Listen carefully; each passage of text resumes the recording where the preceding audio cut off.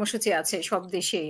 আমার জানা মতে বেশিরভাগ যে বাঙালি যেখানে প্রতিদিন সবাই রাস্তায়। সেগুলো সবাই রাস্তায় আছে। তা আমি মোস্তাফিজুর রহমান আপনার কাছে জানতে চাই যে অবশ্যই জানতে চাইবো যে বিএনপিকে কেন হঠাৎ করে টার্গেট করলো? বিএনপি আন্দোলনের সাথে শুধু সম্পৃক্ততা জানিয়েছে এবং বলাও হয়েছে যে তারেক রহমান এখান থেকে ইন্ধন দিচ্ছে, উস্কানি দিচ্ছে।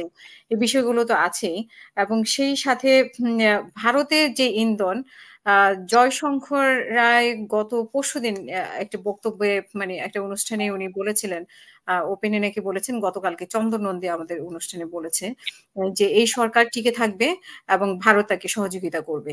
এটা কতটুকু তোপের মুখে মানে রক্ষা পাবে আপনি আপনার কাছে শুনতে চাই যে এই তোপের মুখে কতটা রক্ষা পাবে ভারতের সহযোগিতায়? আমি মনে করছি এটা ভারতের একটা রং ডিপ্লোমেসি। অ্যাকচুয়ালি এই তারা যখন ওই যে শাহবাগ আন্দোলনের পরে যখন জামাতের নেতাদেরকে যখন ফাঁসি দিল, তারপরে পরবর্তীতে বিএনপিকে তারা উঠতেই দিচ্ছে না। এটার যুগপৎ আরেকটা কারণ হচ্ছে আমাদের রাজনৈতিক যারা ব্যক্তিত্ব আছে, বিএনপি টিএনপি যারা আছে, এদেরকে অ্যাকচুয়ালি আমরা সবাই জানি যে র্যাব এখন অত্যাধুনিক পেগাসাস এবং অন্যান্য গেজেট বিদেশ থেকে ইসরায়েল থেকে কিনেছে, যেটার মাধ্যমে এক একটা ডিভাইসের মধ্যে 300 জনকে একসাথে মনিটর করতে পারে। সো এদের সবারই মানুষের কিছু উইক পয়েন্ট থাকে। সো তারা পার্টিকুলারলি ওই রাজনৈতিক নেতাদের উইক পয়েন্ট গুলা করে তাদেরকে blackmail at the same time reward, মানে যেটা ইংরেজিতে বলে ক্যারট অ্যান্ড স্টিক দিয়ে তারা তাদেরকে আন্ডার কন্ট্রোলের মধ্যে রেখেছে এবং গ্রাউন্ডে যারা ছিল তাদেরকে ওই শুধু স্টিকটা ব্যবহার করেছে। সো তারা করতে করতে এমন একটা সিচুয়েশনে তারা নিয়ে আসছে যে তাদের যে বয়ানটা ছিল এই আইএসআই, অন্যান্য দেশের মদদ, জঙ্গি এবং স্পেশালি ওয়েস্টের যে ওয়ার অন টেরর, এটা তাদেরকে খুব সাহায্য করেছে এই জিনিসটা এস্টাবলিশ করতে। বাট এস্টাবলিশ করার পরে এই মুহূর্তে তারা ভেবেছে যে সেম জিনিসটা কাজ করবে।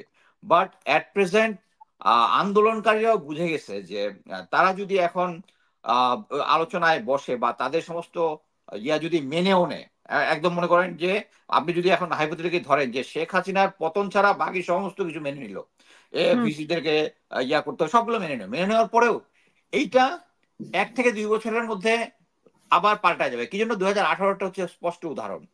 সেটা মেনে নিল, কোটা করলো, বাট আইসা ঠিকই একটা একটা হাইকোর্টের রিটের মধ্যে এটার মধ্যে প্যাচ লাগাই দিল। এবং আমরা এখন জানি যে 2018তে যারা যারা এই আন্দোলনটা করেছে তারা কেউ সরকারি চাকরি পায়নি। এর কারণ হচ্ছে এট দ্য সেম টাইম আমরা যদি উদাহরণ দেখি, এখানে নিশ্চয়ই আপনি দেখেছেন আজকে নিশ্চয়ই অ্যাটর্নি জেনারেল যে বলেছে যে হাইকোর্টের রায়কে বাতিল চাইবে রাষ্ট্রপক্ষ। তো এই যে মেনে নেওয়ার পক্ষেই তো চলে গেল আস্তে আস্তে। মানে মানে না না না, এখন কথা হচ্ছে মেনে নিতে পারে, বাট এখন কোটা আন্দোলনটা জানে মেনে নিলেও শেখ হাসিনা যদি থাকে দেয়ার উইল বি নাথিং। এটা মানে শেষ পর্যন্ত এটা টিকবে না। মানে কোর্ট বা যত ধরনের ছল চাতুরি আছে তারা শেষ পর্যন্ত, কারণ কোটা সিস্টেমটা কি, কোটা সিস্টেমটা হচ্ছে আওয়ামী লীগের একটা অস্ত্র। এই অস্ত্র দিয়ে তারা এই তাদের নিজস্ব লোকজনকে এই ইয়াতে ঢুকাচ্ছে, কি বলে প্রশাসনে ঢুকাচ্ছে। তো এই অস্ত্রটা এই যে ছাত্রলীগ যাদেরকে দিয়ে এই হাতুড়ি হেলমেট নিয়ে তারা যারা নিরীহ জনগণের উপর করছে, এদেরকে তো একটা ফায়দা দিতে হবে।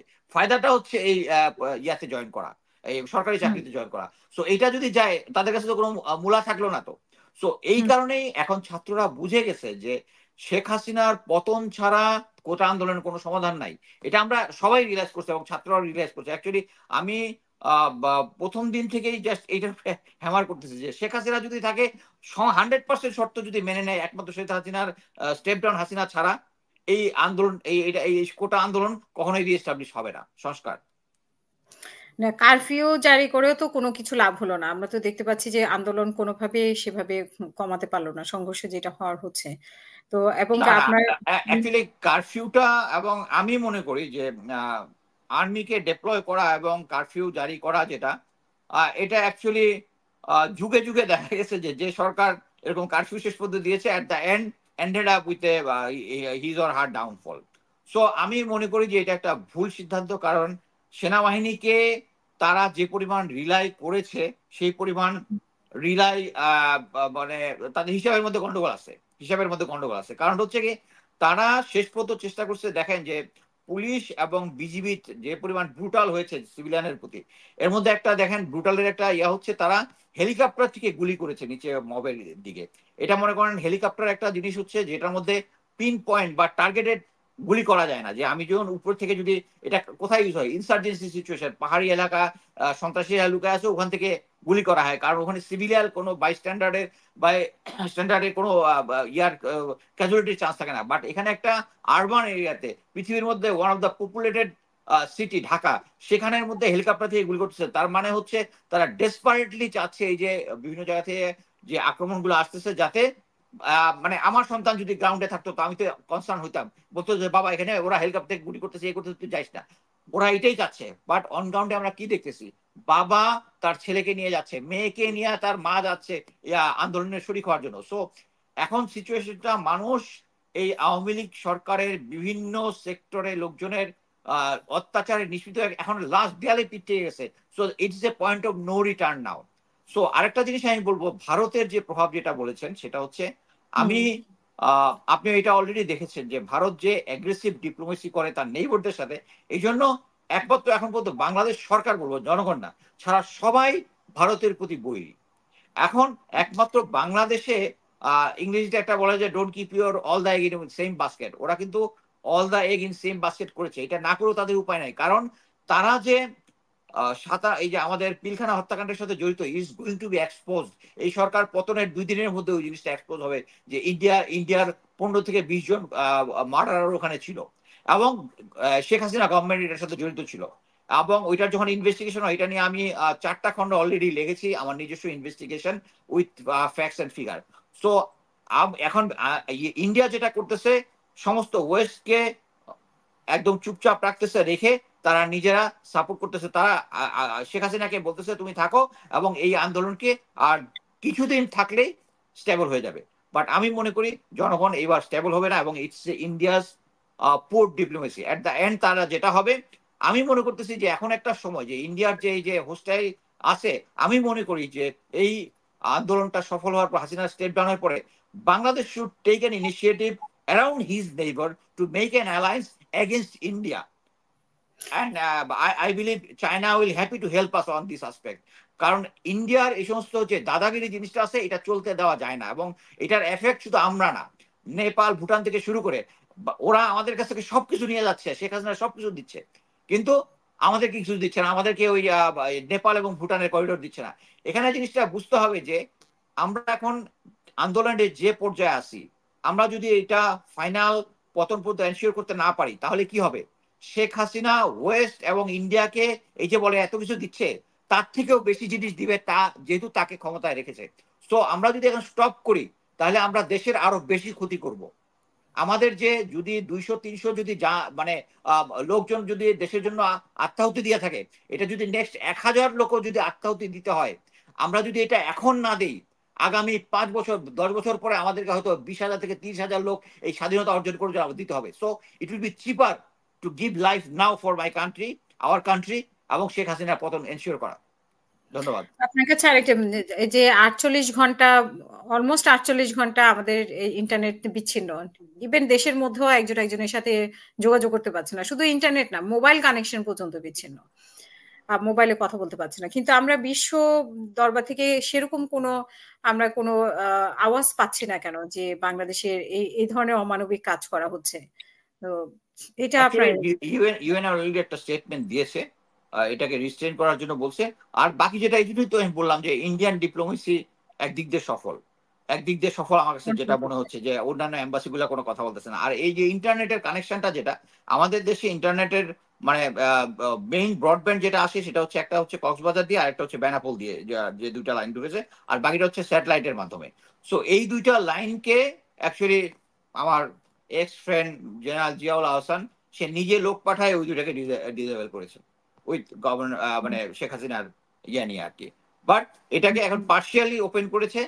বাট এইটাই হচ্ছে মানে এটাই হচ্ছে তাদের এই যে সবাইকে, এই যে মনে করেন আমরা যে এখন এত কিছু নিউজ দিচ্ছি, আপডেট দিচ্ছি, এই যে আমি গতকালকে আমি বলেছি যে এই যে জেনারেল ওয়াকার এবং 3 বাহিনীর প্রধানকে ডিজিএফআই এক ধরনের আইসোলেট করে তাদের উপর প্রেশার দিচ্ছে, এই জিনিসগুলো যেন সেনাবাহিনীর ভিতরে না যায়, যাতে তাদের ভিতরে কোনো আস্থার কোনো কমতি না হয়, তারা যেন আমরা যেগুলো বলছি এগুলো যেন লোকজনের কাছে পৌঁছতে না পারে, প্লাস এই যে গ্রাউন্ডে যারা আন্দোলন করতেছে তারা যেন নিজেদের মধ্যে কমিউনিকেট করতে না পারে। বাট এটা বুঝতে হবে যে 71-এ যখন যুদ্ধ হয়েছিল তখন এই কমিউনিকেশন ছিল না, এবং স্টিল আমরা স্বাধীনতা লাভ করেছি। সো এই সমস্ত কাজ করে অ্যাকচুয়ালি কোনো লাভ হবে না।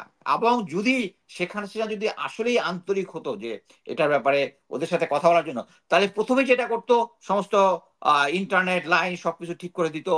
এই আবু সাইদ ছেলেটাকে যে সরাসরি মানে সামনাসামনি নিরীহ একটা ছেলেকে সামনাসামনি যেভাবে খুন করেছে, সাথে ওই এসআইটাকে গ্রেফতার করতো, মানে অ্যাটলিস্ট দেখানোর জন্য হলেও করতো। এটাও তো তারা করতেছে না। কারণ কি? কারণ এই পুলিশ বাহিনী হচ্ছে তার এই ক্ষমতার মূল উৎস। এবং এই কারণেই আমি নিউজে দেখলাম যে উপস্থিত জনতারা কোন কোন বাসায় পুলিশ থাকে তাদেরকে খুঁজে বেড়াইতেছে। একটা জিনিস বুঝতে হবে, আমি নিশ্চিত বিশ্বাস করি ছাত্ররা এই ধরনের ভায়োলেন্স করবে না, কিন্তু হচ্ছে কি গ্রাউন্ডে যখন একটা আন্দোলন চলে কারো কোনো কন্ট্রোল থাকে না। এখানে যে স্পটে যে থাকে, কারণ যে এখন মনে করেন আমি যদি স্পটে থাকি, আমি যদি দেখি আমার ভাই পুলিশের হাতে মারা গেছে, গুম হয়েছে, খুন হয়েছে, আমি যদি পুলিশ পাই আমি তো হোস্টাইল হয়ে যাবো। তো এটা কারো কোনো কন্ট্রোল থাকবে না। এটা ফ্রেঞ্চ রিভলিউশন থেকে শুরু করে রাশিয়ান রিভলিউশন, বিভিন্ন রিভলিউশনে দেখা গেছে যে অনগ্রাউন্ডে যখন একটা হয় তখন এটার উপর কন্ট্রোল থাকে না। এবং শেখ হাসিনা আমাদেরকে যে পয়েন্টে নিয়ে যাচ্ছে তাদের যে লেসপেন্সার যারা আছে তাদের প্রতি একটা ভায়োলেন্স আমি আশঙ্কা করি। এবং এটা অলরেডি শুরু হয়ে গেছে, তারা অলরেডি খুঁজতেছে পুলিশ কোন বাসায় ভাড়া থাকে। এটা আমি নিউজ দেখলাম, আপনারা হয়তো বা দেখছেন। জি, আরেকটা জিনিস যে আমরা যতই যেহেতু মোবাইল বিচ্ছিন্ন, ইন্টারনেট বিচ্ছিন্ন, সবকিছুই বিচ্ছিন্ন।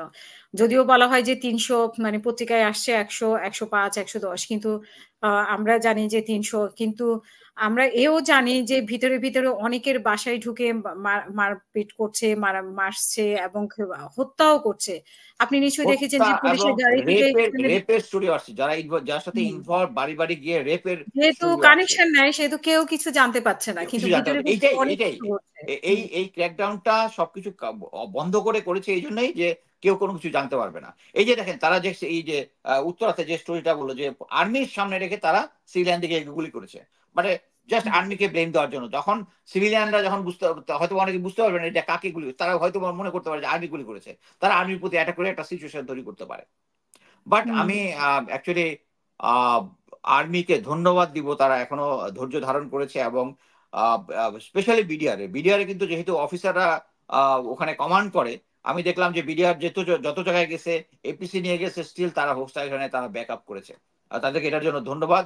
বাট আমি আশা করব যে এই দিন যতই যাবে আপনারা আপনাদের ক্যাম্পে থাকেন, either you join the revolt or you remain in the camp, এর মাঝামাঝি কোনো কিছু নাই। আপনারা যদি কনফ্রন্ট করতে চান তাহলে একটা জালিয়ানওয়ালাবাগের মতো একটা সিচুয়েশন হবে, যেটা কখনোই বাংলাদেশ থেকে শুরু করে বাংলাদেশ আর্মির জন্য জিনিসটা হবে না। এবং এইটাই বাংলাদেশ আর্মির সুযোগ যে তাদের যে হারানো যে হৃদ গৌরব যেটা আছে এটা পুনরুদ্ধার করার। অনেক ধন্যবাদ। আমি ২-৩ জন দর্শক নিব সংক্ষিপ্ত, এবং তারপরে আমি রিতা আপার কাছে গিয়ে শেষ করব। আমি জানি মুস্তাফিজুর রহমান আপনার সময় খুবই স্বল্পতা। তো আমি দর্শকদেরকে অনুরোধ করব যে আপনারা ছোট করে বলবেন। কারণ আমি ওনাদের ২ জনকে এনেছি, ওনাদের সময়ের একটু স্বল্পতা আছে। সো আপনারা নিশ্চয়ই বুঝতে পারবেন। আপনাদের কাছে জানতে চাইব 30 সেকেন্ডে শেষ করব।